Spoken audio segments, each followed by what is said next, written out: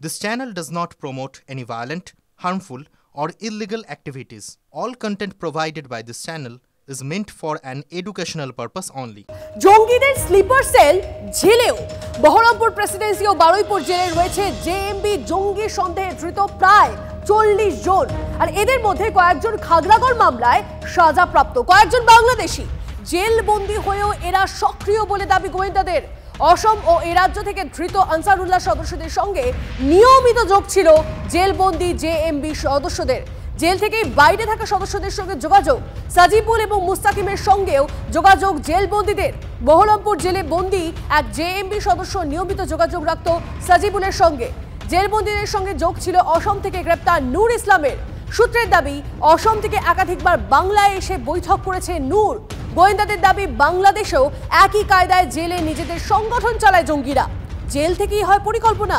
এভাবেই জেল থেকে বাইরের সদস্যদের সঙ্গে যোগাযোগ করে বাংলাদেশে জেল ভেঙে পালিয়েছিল জেএমবি নেতা সালাউদ্দিন সালেহিন ও জাহিদুল ইসলাম ওরফে খাগড়াগড় কাণ্ডে অভিযুক্ত কাউসার।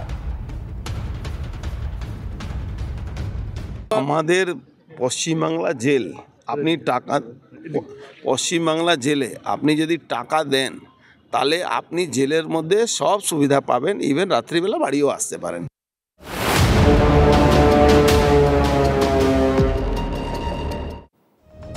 অর্থাৎ একটা বিষয় বারবার করে সামনে আসছে, বাংলায় জাল বিস্তারে মরিয়া বাংলাদেশি জঙ্গিরা। মুর্শিদাবাদ ঘুরে গিয়েছেন আনসারুল্লাহ বাংলা টিমের মাথা জসিমউদ্দিন রহমানি। এবিটির ধৃত সদস্যদের গ্রেপ্তার করে এমনই বিস্ফোরক তথ্য উঠে এসেছে গোয়েন্দাদের হাতে। নভেম্বরের দ্বিতীয় সপ্তাহে জসিমউদ্দিন ছিলেন শাহজাদির ভাই সাজিবুলদের ডেরায়। সেই গ্রামে পৌঁছে গিয়েছিল টিভি9 বাংলা।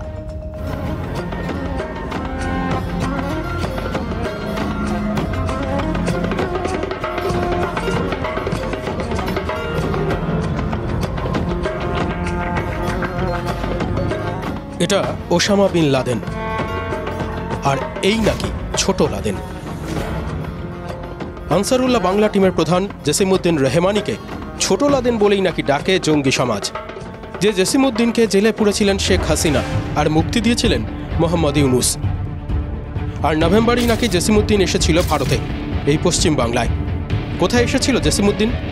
কেরল থেকে ধরা পড়ে আনসারুল্লাহ জঙ্গি সাদকে জেরা করে অসম পুলিশের এসটিএফ। তারপরেই সাদের ভাই সাজিবুল গ্রেপ্তার। সাজিবুলকে গ্রেপ্তার করে পশ্চিমবঙ্গ পুলিশের এসটিএফ।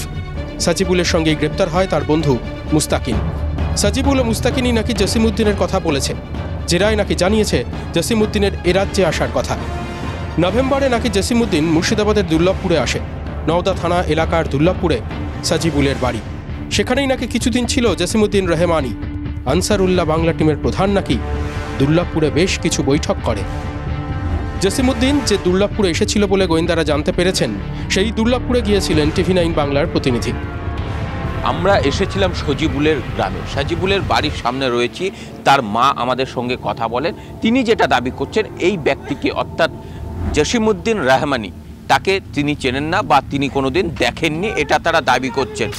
জিজ্ঞেস করছে, এটা কি চেনেন? এটা এসেছিল আপনার বাড়ি কোনোদিন? ইনিকে মা নাকি? সাজিবুলের মা? আমি এসব লোক আমরা চিনিনি, দেখিনি।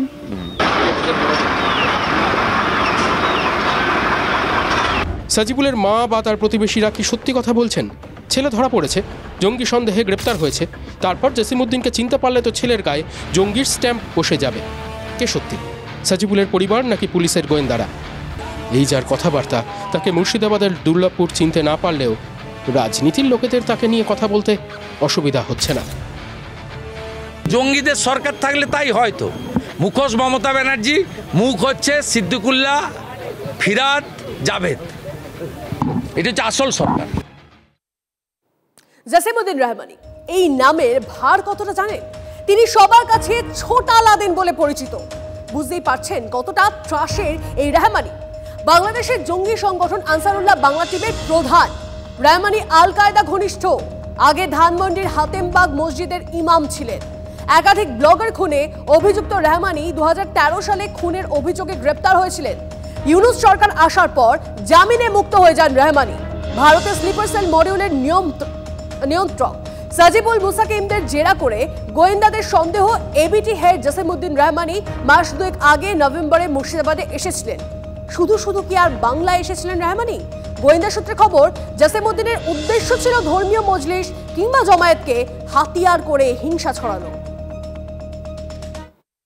বাংলাদেশে যেখানে এই ধরনের একটা পরিস্থিতি, যেখানে কার্যত মুক্তাঞ্চলে পরিণত হয়েছে, সেখানে তার নিজের দেশ বাংলাদেশ ছেড়ে তিনি এ রাজ্যে আসছেন এবং মুর্শিদাবাদ যেখানে অন্য একটি দেশে আসছেন যেখানে তাকে গ্রেপ্তার হওয়ার যে কোনো সময় গ্রেপ্তার হতে পারেন, সেখানে এতটা তিনি নিরাপদ ভাবলেন কি করে? কারণ সেখানে দুটো বিষয় উঠে আসছে। এক, হয় এই যে গোটা এলাকা, যে এলাকায় তিনি এসেছিলেন সাজিবুলের গ্রাম বা তার এলাকা, সেটা তারা নিরাপদ মনে করছেন এবং নিরাপদ মনে করছেন তার কারণ সেখানে তার সাংগঠনিক শক্তি এতটাই বেশি যে তিনি মনে করছেন যে সেখানে গেলে তিনি নিজের যে ডেরা বা নিজের যে সেফ হাউস সেটার মতোই সেফ থাকবেন। এটা কিন্তু কোথাও একদম হাতে কলমে সেটা প্রমাণ হয়ে যাচ্ছে যে সেখানে সাংগঠনিক শক্তি এতটাই বেশি যে রহমানির মতো শীর্ষ নেতা নিজেকে নিরাপদ মনে করছেন। দ্বিতীয় হচ্ছে, এই ধরনের শীর্ষ নেতারা যখনই আসেন তার মানে ধরে নিতে হবে যে এই যে পরিকল্পনা সেটা অনেক দূর এগিয়েছে এবং সেই পরিকল্পনার ফাইনালাইজ কিছু করার জন্য এবং সেই পরিকল্পনা আরও বড় মাত্রায় নিয়ে যাওয়ার জন্য এই ধরনের শীর্ষ নেতারা আসেন।